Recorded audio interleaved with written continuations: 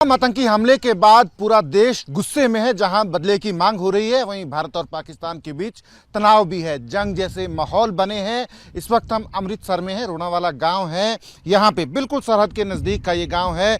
इन गांवों ने जंग देखी है। जंग में क्या कुछ होता है, बिल्कुल जहां तक नज़र जा रही है हमारी, ये जो बैरिकेडिंग आ रही नज़र, हमें जो कंटीली तार नज़र आ रही है, दरअसल इसके दूसरी तरफ जो है पाकिस्तान है।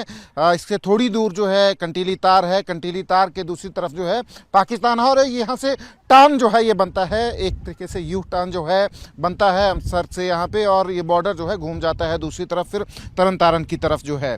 पर यहाँ के जो गांव हैं, गांव के लोग जो हैं, वो क्या सोच रहे हैं इस जंग के माहौल में, जैसा माहौल है, क्योंकि इन लोगों ने पहले भी जंग देखी है, 65 की, 71 की।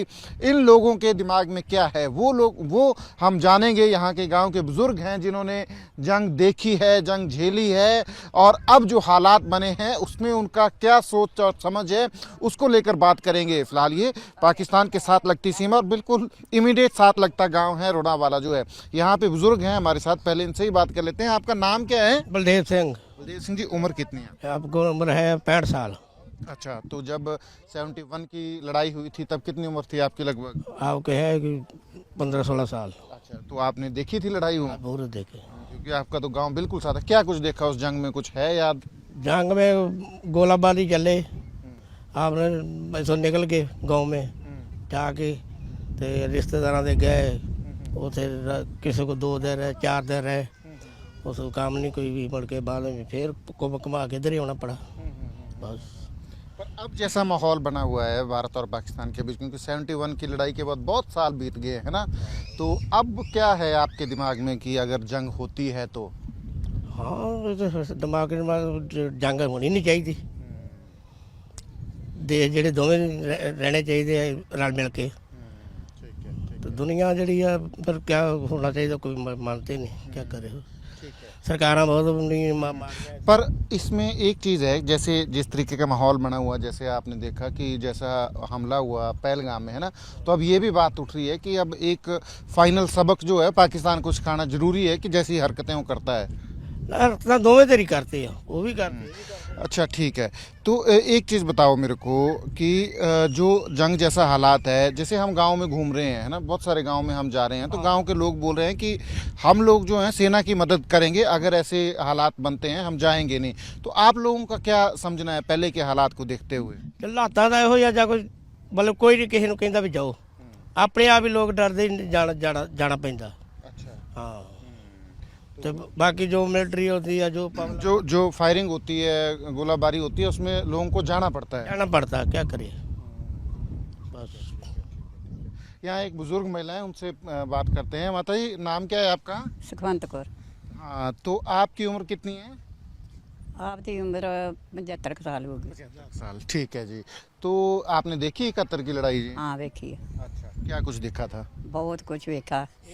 ਜਦੋਂ ਵਿਆਹ ਮੇਰਾ 71 ਦੀ ਲੜਾਈ ਤੋਂ ਬਾਅਦ ਵਿੱਚ ਹੋਇਆ। 2 ਮਹੀਨਾ ਹੀ ਸਮਝ ਲਓ। ਤੇ ਮਤਲਬ ਇੱਥੋਂ ਉੱਜੜ ਕੇ ਅਸੀਂ ਜਦੋਂ ਚਲੇ ਗਏ ਆ ਤੇ ਅਸੀਂ ਗੰਡੀ ਪਿੰਡ ਜਾ ਕੇ ਬਹਿ ਗਏ ਆ ਉਸ ਗਾਉਂ ਦੇ ਵਿੱਚ। ਤੇ ਇੱਥੋਂ ਜਿੱਦਣ ਰੌਲਾ ਪਿਆ ਏ, ਉਦਣ ਅਸੀਂ ਜਿਸ ਤਰ੍ਹਾਂ ਰਾਤ ਦੇ ਸਾਡੀਆਂ ਸਬਜ਼ੀਆਂ ਭਾਜੀਆਂ ਰਿੱਝੀਆਂ ਸੀ, ਤੇ ਉਹ ਇਸ ਤਰ੍ਹਾਂ ਰੇੜੇ ਦੇ ਉੱਤੇ ਰੱਖ ਕੇ ਚੌਲ ਕੀ, ਸਾਗ ਕੀ, ਸਾਰੀਆਂ ਚੀਜ਼ਾਂ ਜੋ ਬਣੀਆਂ ਸੀ ਲੈ ਕੇ ਚਲੇ ਗਏ ਆ। ਤੇ ਜਿਹੜੇ ਆਪਣੇ ਰਾਹ ਦੇ ਵਿੱਚ ਜਵਾਨ ਆਪਾਂ ਨੂੰ ਬਚਾਉਣ ਵਾਸਤੇ ਖਲੋਤੇ ਸੀ, ਉਹ ਇਹੋ ਕਹੀ ਜਾਂਦੇ ਵੀ ਮਾਤਾ ਜੀ ਹੌਸਲੇ ਨਾਲ ਜਾਓ, ਹੌਸਲੇ ਨਾਲ ਜਾਓ, ਤੁਹਾਨੂੰ ਕੁਝ ਨਹੀਂ ਹੁੰਦਾ, ਹੌਸਲੇ ਨਾਲ ਜਾਓ, ਅਸੀਂ ਤੁਹਾਡੇ ਕਰਕੇ ਖਲੋਤੇ ਆ। ਤੇ ਚਲੋ ਬਹੁਤ ਵਿਚਾਰਿਆਂ ਨੇ ਮਿਹਰਬਾਨੀ ਉਹਨਾਂ ਦੀ। ਤੇ ਪਰ ਜਦੋਂ ਵਿਆਹ ਹੋਇਆ ਉਦੋਂ ਉੱਥੇ ਟਾਰੀ ਹੋਇਆ ਤੇ ਮੁੜ ਕੇ ਐਸਾ ਆਪਣੇ ਗਾਉਂ में ਆਏ ਆ। ਤੇ ਬਹੁਤ ਮਦਦ ਉੱਥੋਂ ਗੰਡੀ ਪਿੰਡ ਦਿਆਂ ਨੇ ਕੀਤੀ ਇਸ ਤਰ੍ਹਾਂ। ਤੇ तो ऐसा होता है कि जब ये लड़ाई लगती है, युद्ध लगता है, तो एक दूसरे की मदद करते हैं लोग ज़्यादा। करते आ। क्योंकि ऐसे हालात में तो आदमी की मदद करेगा, एक दूसरे की मदद करेगा। ਲੱਗਣੀ ਚਾਹੀਦੀ ਨਹੀਂ ਗੀ। ਜਿਸ ਤਰ੍ਹਾਂ ਅਸੀਂ ਇੰਨੇ ਔਖੇ ਹੁੰਦੇ ਆ ਨਾ, ਇਹ ਕਦੀ ਵਾਸਤੇ ਨਹੀਂ ਲੱਗਣੀ ਚਾਹੀਦੀ। ਚਲੋ ਸਮਝੌਤਾ ਹੋ ਜੇ ਤੇ ਬੜੀ ਚੰਗੀ ਗੱਲ ਆ। ਤੇ ਲੜਾਈ ਬਹੁਤ ਮਾੜੀ ਚੀਜ਼ ਆ।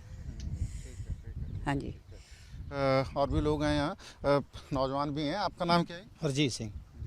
तो आज जैसे माहौल बना हुआ है आजकल जंग का, भारत पाकिस्तान के बीच जो है बड़ा तनाव है पहलगाम के, उसके बाद आप लोग नौजवान हैं, आप लोग क्या सोच रहे हैं इस माहौल में?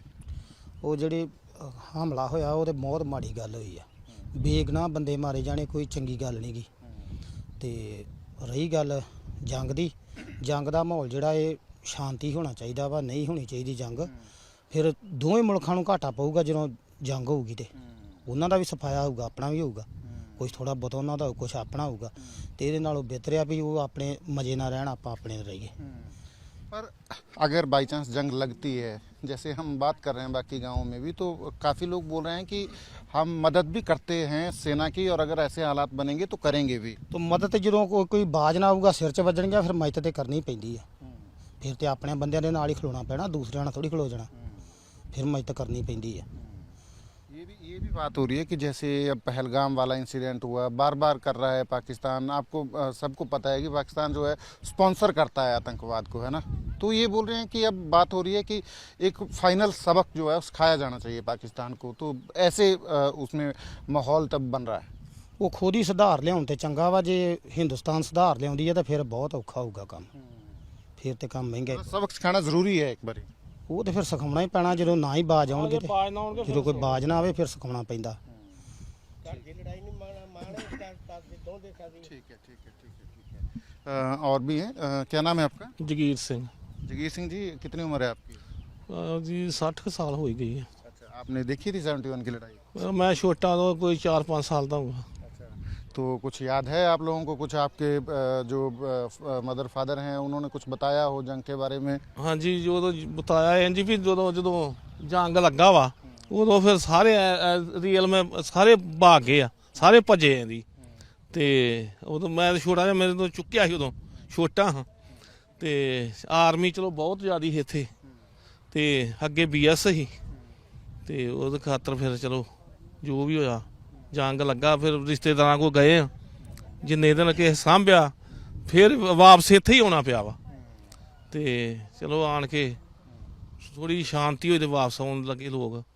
ते चलो जनता बहुत मरी, उदों भी मरे लोग।